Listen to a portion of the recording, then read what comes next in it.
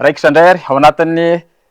fiarahana ny fandaharana kirorika no arahantsika amin'izao fotoana izao isaky ny alatsinainy tony mazatra no anarahanareo an'izay fandaharana kirorika izay tena ankoatrano miaraka amintsika tsiraray avy ankasitrahana feno ny ekipa rehetra ny ambadika any mampita ny feo ho amintsika tsiraray avy mampita ny sary any amin'ny tokantrano misy antsika tsiraray avy any manasa antsika rehetra anaraka izay fandaharana momba ny fanatanjahantena izay ho amin'ny anio hariva ity dahoary.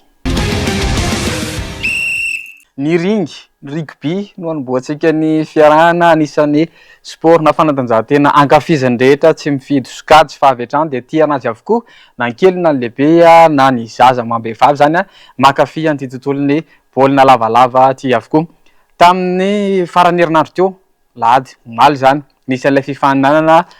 manasadalana teo anatin'izay fiadina ny tompon-dakany Madagasikara top 12 izay fiadina tena mafy be satria samy nampionieriny zany ny ekipa efatra ny kareta ao anatin'izay demi-finale izay nitafiakatra nazo ny tapakila hiatrika ny lalao famaranana aloha zany dia ny Kosfasy ny Uskara zany hoe tena mafy io fifandonana eo amin'ny Kosfasy ny Uskara io ao anatin'izay fetrehana ny lalao famaranana izay. Hatreto aloha mbola tsy fantatra ny tety andro hoe rovinany no tanterahana izay lalao famaranana izay fa ny azo antoka tsy handiso fanantenana antsika pakafy ny tontolo ny baolina lavalava izay lalao famaranana izay ndao arahantsika mikasika an'izay manasadalana izay.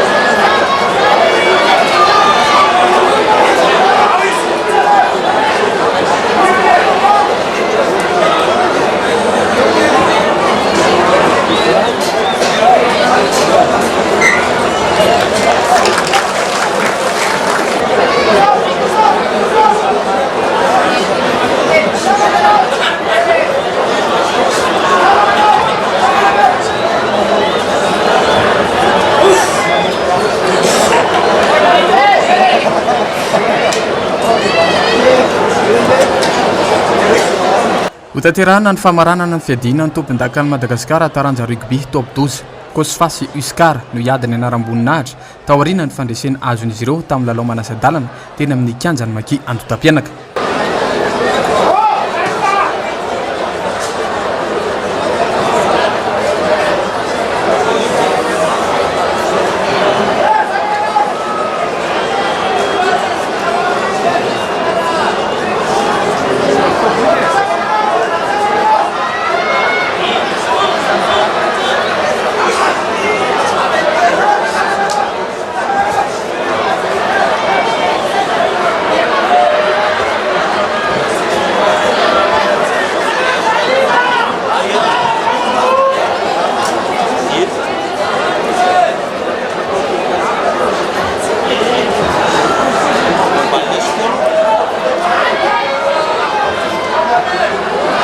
Fantatra ireo ekipa roa hiatrika ny famaranana amin'ny fiadina ny tompon-dakany Madagasikara eo amin'ny rugby top 12 Kosfasy Uskara no ifandrombaka amin'ny tapakila ekarany amin'ny dingana famaranana taoriana ny fandresena azon'izy ireo teo amin'ny lalao manasadalana natao teny amin'ny kianjany Maki Andotam-pianaka.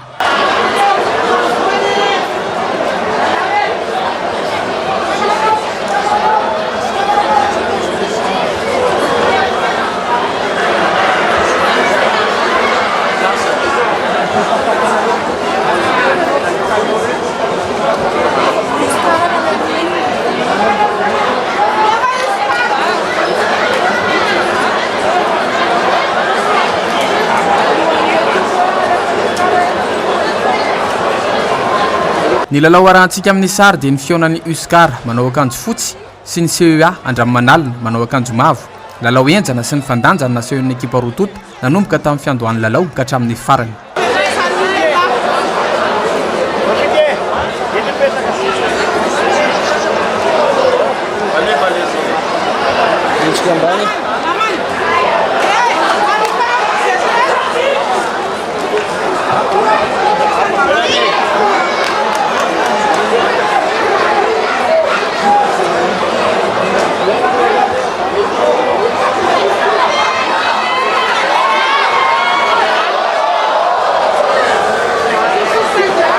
Uskara no nivoaka mpandresy tamin'ny isa 7-30 no 5-30 ka naresy tamin'ny moka foy.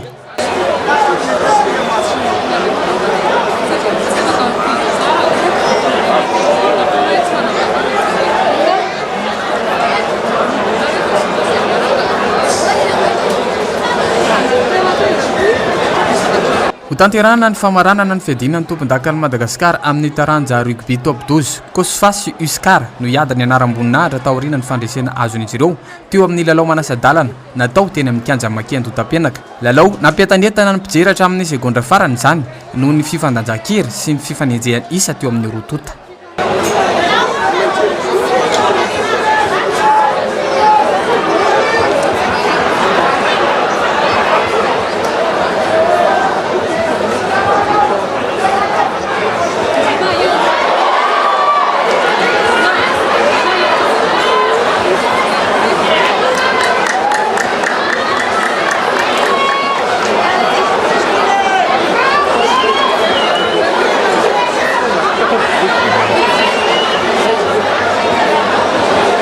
Efa nanomboka ny feny lalao ny Uskara tamin'ny fizara-potoana voalohany ka nitarika tamin'ny isa 17-7 izany no nametraka azy ireo ho tsara toerana kokoa na dia niezaka ny verina ary ny CEA nandritra ny fizara-potoana faharoa.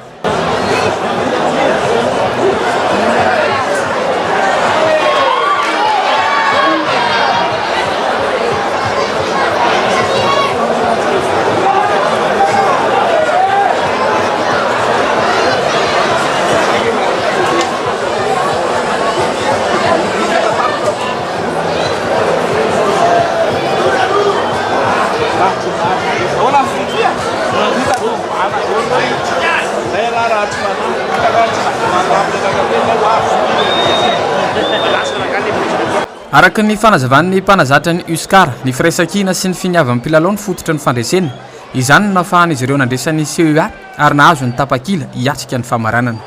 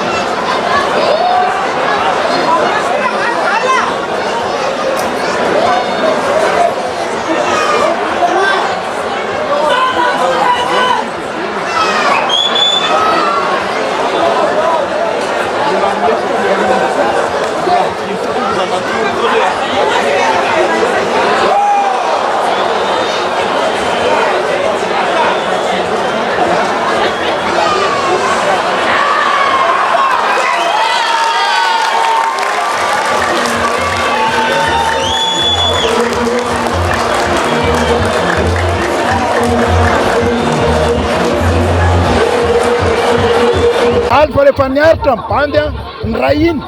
dia zay ny valiny. Ina tombony hoanareo? Tombony anay général tatiko soldany any fa général taty ohatrany tamin'ny 2011 ho alainay io ka hoa vizaka tsy mahakontrôle tsony rehefa vizaka dia voaterina n'olo zoera bebebe tena nahazo aina nge Kosfasy any amin'le formule vovoaté tsika moa manaraka formule top 14 frantsay fa na izany ary tena jaly le boakely dia firaisan-kina bandy satria na ny mpandao-bary ary ny anay maki fa misy firaisan-kina be zany eo amin'ireo bandy reo hatramin'ny zoera hatramin'ny staff hatramin'ny olon-dehibe any ambony any e. Ho an'ny CEA andraman'alina kosa dia nilaza ny mpanazatra Julien fa ny fahamerezam-baolina matetika sy ny tsy fahombiazan'ny ekipa tamin'ny penalty no isan'ny antony nahatonga ny faharesena. Nambarana anefa fa hatsaraina izany amin'ny fifaninanana manaraka.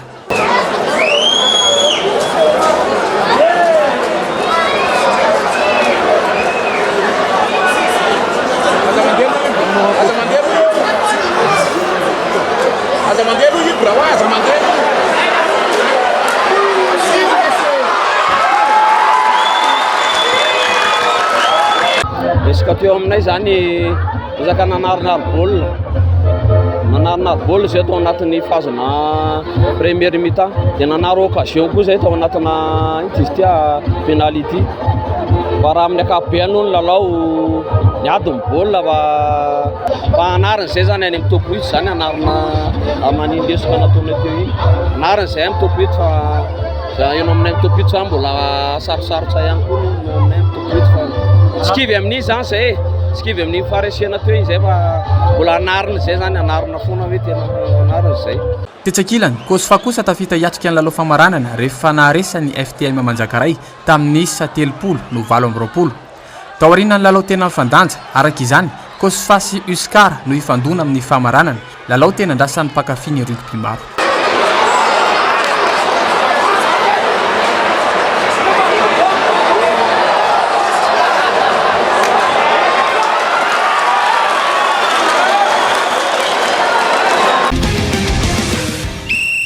Toizantsika amin'ny dakadaka indray ny fiarahany dakadaka taekwondo tiako resahana fa tsy hoe baolina na babia fa taekwondo zany resantsika manaraka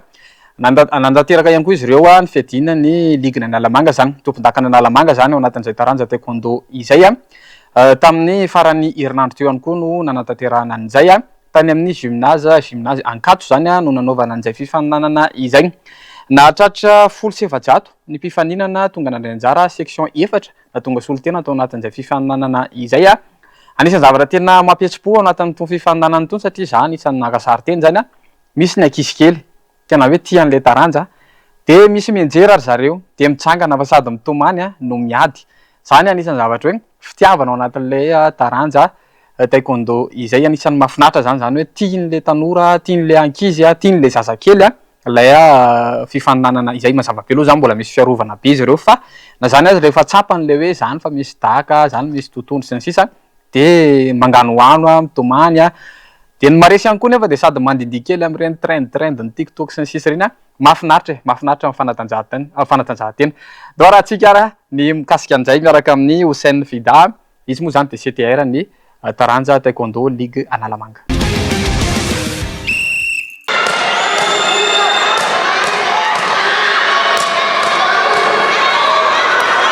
No totosaina tao amin'ny gymnase Ankatso ny fiadina ny tompon-dakany Analamanga taranja taekwondo ny farany herinandro teo natratra 700 ny mpandray anjara tamin'izany tamin'ny sokajy-taona rehetra lasy vavy section 4 araka izany ny tonga namaly ny antso Tanaville Ambohidratrimo Atsimondrano ary Avaradrano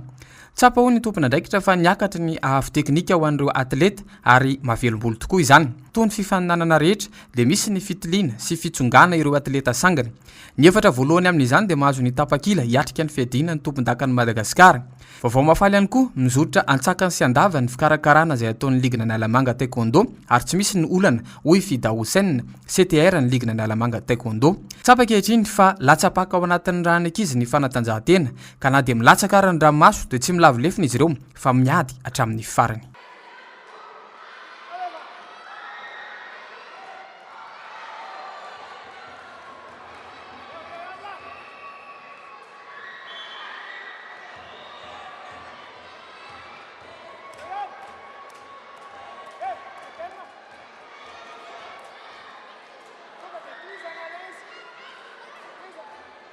Ny fanana ambany moa dia fanana eo amin'ny fiadinan'ny tompon-daka eto amin'ny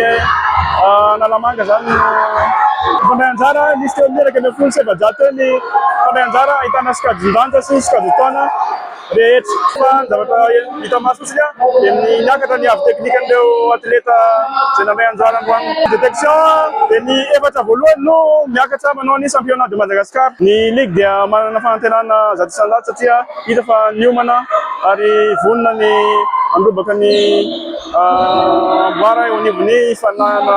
nasionaly ny atleta avy eto amin'ny Analamanga. Aloha zany dia tsy misy ny olana eto amin'ny Analamanga fa dia mizotra antsaka sandava ny fanana izay nikarakarainy. Toizantsika amin'ny azakazaka bisikileta na ny siklisma no anoizantsika an'izay vaovao ny fanatanjahantena izay nisy ny fivorimbe nataon'ny filohan'ny ligue Analamanga taranja siklisma izay mikasika ny tatitra, makasika ny zavabita, makasika ny tanjona, makasika ny arabola ihany koa. Zany dia nataony Laden satria moa izy no filohan'ny surnom zay izy no filohan'ny ligue ny cyclisme Analamanga. Anankiroa ny vina efatratra hoe Laden fa mbola misy lay fahatelo tena goavana be mbola hotratrarina dia izay indrindra ny anton'izay fampivoriana izay. Hoarahantsika ny mombamomba izay sy ny tsara ho fantatra miaraka amin'ny Laden filohan'ny ligue ny Analamanga cyclisme. Nisy ny fampivoriana izay nataon'ny filohan'ny cyclisme ligue Analamanga ny zoma 4 Jolay. Tsy azo ampiandrasina ho ny filoha zao fotoana izao satria manana vina anatratra dingana telo goavana ny cyclisme Analamanga. Raha toka efatratra ny dingana roa voalohany dia ny fameloma maso sy ny fanapariahana any amin'ny faritra. Ny dingana fahatelo goavana indrindra ihany koa dia ny fampiakarana ny moyenne ny ligue Analamanga ary ny fitadiavana mpiara-mombon'antoka. Hotratrarina amin'ity toam-pitondrana ity izany. Natao ihany koa ny fionana ahafahana manomana ny fifaninana ny resam-pirenena eo ihany koa ny lalaon'ny nosy izay ho avy tsy ho ela. Misy araka izany ny tatitra izay nataon'ny filoha makasika izany rehetra izany. Ankehitriny miisa 40 ireo kluba mandrafitra ny cyclisme Analamanga raha ny ara-dalàna ary saika fantatra avokoa ny toetiandro rehetra ho an'ny cyclisme ligue Analamanga ary tsy hijanona fotsiny amin'ny azakazaka anarabe izy ireo fa eo ihany koa ny fanomanana toy ny BMX, Enduro sy ny XC. Manantena ny filohan'ny cyclisme Analamanga fa maro ireo atleta hivoaka any ivelany ho solotenan'i Madagasikara amin'ny fifaninanana ho avy. Anisan'ny FDB ny resana tao anatin'ny fampivoriana ihany koa ny tatitra arabola satria amin'izao fotoana izao dia mitrosa ny cyclisme ligue Analamanga ary ezahana no anefan'izany. Tsy maintsy nitaterahako izy ity androany satria tsy azo angatahana satria misy ny dingana vaovao. Raha ohatra ka hoe dingana telo napetrako ny tantanana ny ligue Analamanga ity dia ny dingana anankiroa zany zay ny vita fa niditra amin'ny dingana telo faran'izay mafy amin'izao tsika miteny izao. Ka nanao tatitra zany teo anatrehany Dirges zay tompony andraikitra voalohany ministeran'ny tanora zany ny ligue Analamanga androany ary nanao tatitra ho hitan'ireo club zay mandrafitra ny ligue Analamanga ihany koa. Dingana fahatelo zany zao ary tena mafy dia ny fampiakarana ny moyenne nendrika ny moyenne 45 de moyenne zany ny ligue amin'ireo compétition rehetra zay tanterahana zany satria raha tsy vita zay tsy afaka hivoaka mihitsy zany ireo coureur ireo. Natao ihany koa ty hetsika ty androany satria mafimafy ny fanomanana an'ireo ankizy ireo zay hiatsika ny lalao international na aty amin'ny route io na any amin'ny MTB na ny montagne bike zany. Vita ny cyclisme dia atletisme dia raha veo inona mbola mefara amin'isme ao raisme sy ny sisa. Fampahafantarana ho any rehetra zany nataon'ny fédération zany hoe amin'ny faraiky amin'ny 30 ny volana Jolay hatramin'ny faharoa ny volana Aogositra zany ny fifaninanana tompon-dakan'i Madagasikara sokajy tanora ary ny fahafito hatramin'ny fahasivy ny volana Aogositra fifaninanana tompon-dakan'i Madagasikara sokajy ho any rehetra sy sokajy zokony zany. Izay no nantony nampiatsony ny filohan'ny fédération ny taranja atletisme Norolalao ao anatin'izay hoe fampiatsona ny mpanao gazety izay. Fampahafantarana ny tety andro ary eo ihany koa moa zany amelabelatra izay tsara ho fantatra ao anatin'izay tontolo ny atletisme izay hoe inona ny zava-mitranga, inona ny olana ho sedraina, inona ny olana sedraina, inona ny vahaolana tokony haroso aiza ho aiza ny fipetraka sy ny letany izay resaka atletisme izay mandrositsika samy hembitra ao anatin'ity taranja ity satria fataro fa ny atletisme anisan'ny taranja azahoantsika medaly betsaka kanefa amin'izao fotoana izao zany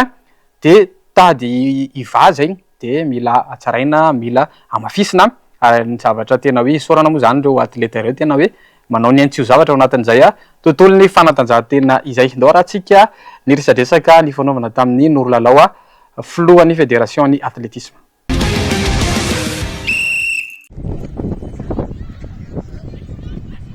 Nampiantso ny mpanao gazety ny fédération taranja atletisme mampafantatra amin'ny fomba ofisialy fa manomboka amin'ny 30 Jolay hatramin'ny faharoa ny volana Aogositra ny fiadiana nasionaly ny atletisme ho an'ny tanora ary ny fafito hatramin'ny fahasivy ny volana Aogositra kosa fiadiana ny tompon-dakan'i Madagasikara ho an'ny sokajy rehetra sy ny vétéran. Fa nampigoavana ho an'ny fédération ny atletisme dia ny azahoana ny ahafo teknika sy ny leta tsara indrindra ahafahana miatrika ny lalaon'ny nosy iarovana ny vonina pirenena eo ihany koa ny azahoantsika ny medaly betsaka indrindra. antenenina ho betsaka mipandray anjara amin'ity fiadinany tompon-dakany Madagasikara ity ka vinavinaina atratra 500 ho an'ny sokajy tanora raha toa ka mety ho latsaka kelin'izay ho an'ny sokajy rehetra sy ny zokony. Tsapa ho ny filoha fa mazoto tokoa ny avy any amin'ny faritra andray anjara ary mahavelom-bolo izany ahafahana mitily ireo atleta sasany. Anisan'ny teboka goavana nitsondrin'ny filoha ihany koa ny olana eo amin'ny fanazarantena sy ny fanohanana ho an'ireo atleta. To lasa tsirambina matetika ny fanazarantena ho an'ny atletisme satria vitsy ireo kianja afaka anaovana izany ary matetika dia mandefitra izy ireo amin'ny taranja hafa. Tokony isy araka izany ho ny filoha ny tety andro mazava ahafahan'izy ireo mikotrana. Manana fotoana tsara sika amin'ny fiomanana ny lalao-nosy ary vinavinaina 50 ireo atleta hiatrika izany lalao-nosy izany. Ireo isa ireo kosa nefa dia ministeran'ny tanora sy ny fanatanjahantena ihany ny tompo-teny farany. Mba ahafahana mahazo vokatra tsara dia tokony isy ny fampivondronana inefatra farafahakeliny ary ao anatin'izany dia misy ny présélection mialohan'ny lalao-nosy. Tsy mora nefa manao izany hoy ny fédération fa mila fanohanana avy amin'ny fanjakana sy ny rehetra. Dia ny fanamby hoe mba hisy ho tsara ny performance izay anaovana sélection ny ankizy hiatrika ny jeu des îles amin'ny heritaona. Efa sensibilisena daholo moa ny ligue dia efa milaza hoe niezaka daholo dia ho hitantsika amin'ny fifaninanana manomboka amin'ny zoma heriny izany izy io. Dia resaka sélection amin'ny jeu des îles ny anatin'ny règlement technique jeu des îles 25 lehilahy 25 ny vehivavy no afaka engagena fa ny ministère jeunesse et sport no tompo-teny farany satria hatramin'izay tsy le 25 zay fa latsaka izay no nanaovana engagement. Ny référence ny île voisine sy ny référence ny atleta ana efa fantatra daholo. Misy zany ny anjakantsika, misy ny anjakan'ny Mauritiana dia misy koa ireo mbola hifampizarana manome ohatra fotsiny zany eo amin'ny 100 mètres vehivavy, 200, 100 mètres aie zany anefa ho atsika. Ny 400 mètres sy ny 400 mètres aie 400 koa mety ho atsika dia ny ankoatran'izay miakatra amin'ny 20 sy ny 500 ilay fampitadiavana 5000 efa ampitadiavana dia eo amin'ny lehilahy indray mifanohitra amin'izay 100 200 tsika zany aoriana kely ka ny tanjona amin'ity zany ny amelomana amin'ity sampana ity dia mba amelomana an'ilay fitiavan'ilay atleta satria efa hita zany zao fa misy atleta maromaro efa miverina motivé anaraka ny entraînement. Ny expatriatsika aloha zany zao i Claudine eo amin'ny 100 200 dia i Sidonie eo amin'ny 100 mètres et zareo efa ambony be zareo ary manana minima na championnat d'Afrique izy efa lafitra be ny minima ny jeu des îles fa izy d'office tsy hoe d'office zany fa raha tsy blessé engany ka tsy blessé dia efa ao anatin'ny sélection atsika fa dia ireny no tenaitsika fa hitondra médaille atsika. Toizantsika amin'ny fanatanjahantena somary mipetraka kanefa mandreraka ihany satria miasa ny saina, miasa ny tanana dia ao anatin'ilay hoe mila fifatohana sy mila faharetana ity fanatanjahantena ity. Izy ary za échec zany ao anatin'ny tontolon'ny échec no resantsika manaraka satria nataony faran'ny herinandro teo ihany koa ny fifaninanana elo fide azahoana ny filarana maneran-tany mihitsy izy ity azahoana ny elo maneran-tany zany rehefa manao an'ity fifaninanana ity ka tsy maintsy atrehana ho an'ireo pakafisy milalao an'izay taranja échec izay. Tena kady kely lafo tena natao ty fifaninanana ity natratra 520 ireo mpandray anjara tao anatin'izay fifaninanana izay dia anisan'ny tena vaovao mahafinaritra ihany koa aloha zany satria efa vita zany izay le fifaninanana elo fide vaovao tena mahafinaritra ihany koa hoe nahazo vokatra tsara sika tao anatin'ilay fifaninanana tany Afrika championnat d'Afrique zany zone 4.4 satria dia nahazo voalohany tsika tao anatin'ilay sokajy open zany catégorie open zany rehefa azo ny arfidy izay laharana voalohany izay ary teo amin'ny laharana faefatra misy any Ertina ary laharana fadimy le vehivavy solotenatsika tao anatin'izay échec izay zany i Aisha tao anatin'izay laharana fadimy izay zany hoe tena mendrika tehaka goavana be ho an'izy telo mianadahy zany solotenan'ny Madagasikara satria ndray voalohany ndray faefatra ndray fadimy ary tena tsara ny noty azon'izy ireo tao anatin'izay fifaninanana izay. Dao raha tsika mikasika an'ilay fifaninanana elo fide teny akady kely lafo teny.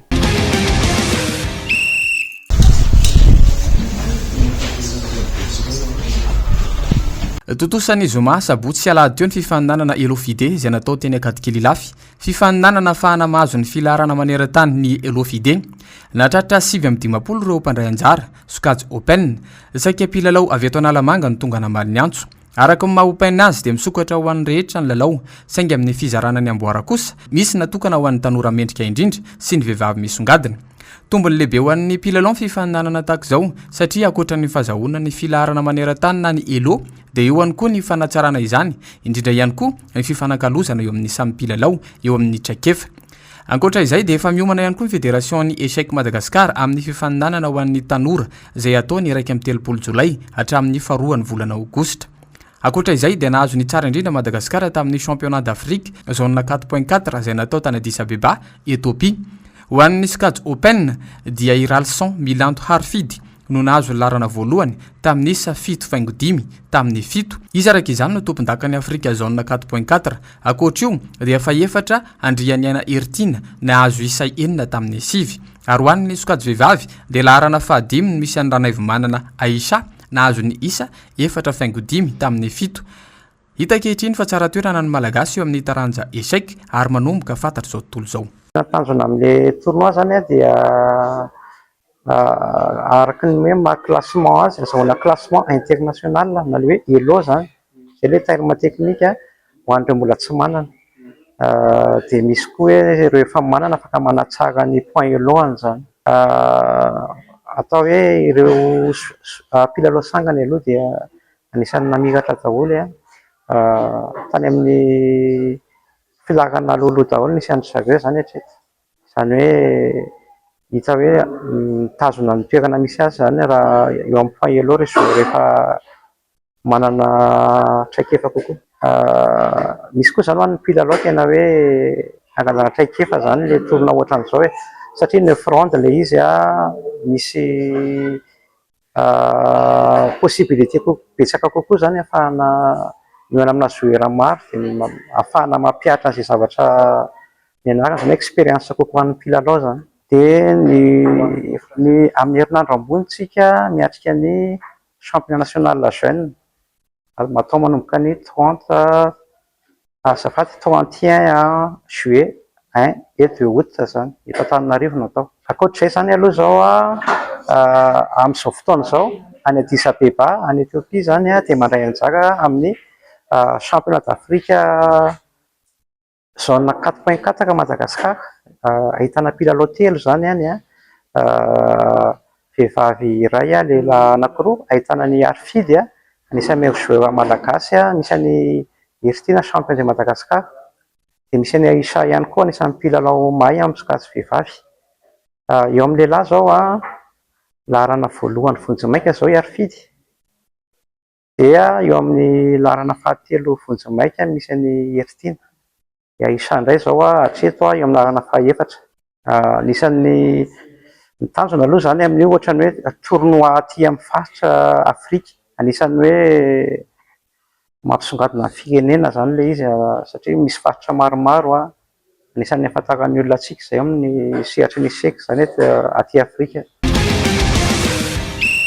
Farany ary dia iresakantsika ny tompon-dakany Madagasikara taranja baolina kitra zany dia tanteraka tamin'ny sabotsy lasa teo izay fifaninanana izay fifandonana teo amin'ny FC Rouge sy ny AS Sainte-Anne zany no nanao an'izay lalao famaranana izay. Raha ho an'ny meilleur entraîneur zany dia Ratolojanahary Fensoa